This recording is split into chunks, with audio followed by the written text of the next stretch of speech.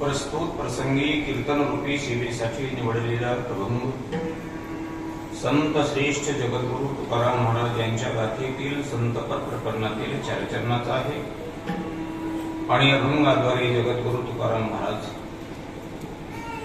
वैष्णवांची अंतर्लक्षण सांगत आहेत. ज्यांचं सर्व प्रेम देवावर आहे त्यांना वैष्णव म्हणा. देवा विना ज्यांना बाकी काहीच प्रमाण नाही, म्हणजे ज्यांच्या प्रेमाचा विषय नाही, बाकी प्रमाण नाही, त्याचा अर्थ त्यांच्या प्रेमाचा विषय देवा विना दुसरा कोणताही नाही.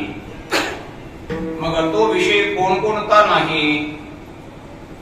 तन, शरीर, धन, संपत्ती आणि जनमान. तनाकडे, धनाकडे आणि जनाकडे पाहत असताना ज्यांना तृणवत वाटतात या सर्व गोष्टी. तृण म्हणजे गवत.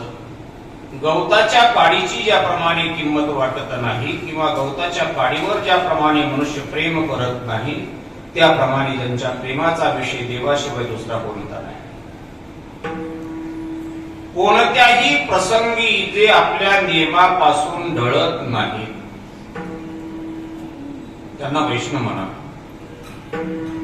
मग असे जे वैष्णव आहेत त्यांच्या जातीच्या संबंधाने जर विचार केला तर तुकोबाऱ्या बोलतात, वैष्णवाच्या संबंधाने विचार करत असताना जातीला प्राधान्य नाही.